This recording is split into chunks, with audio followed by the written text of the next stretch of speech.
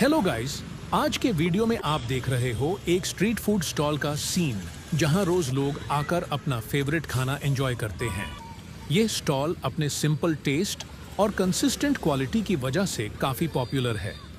यहाँ का काम हमेशा फोकस के साथ होता है, बिना किसी अननेसेसरी शो के। सबसे अच्छी बात यह है कि यहाँ चीजें सिंपल होती हैं, लेकिन टेस्ट फुल ऑन होता है। इसी वजह से जो भी यहाँ एक बार आता है वो दोबारा आने का मन बनाता है।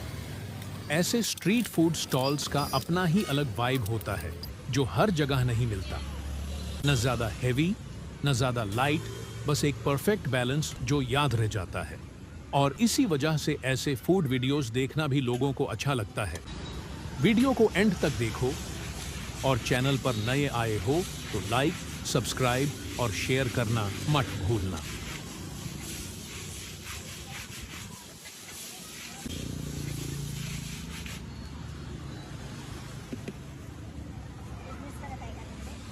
मुंबईला बिझनेस करून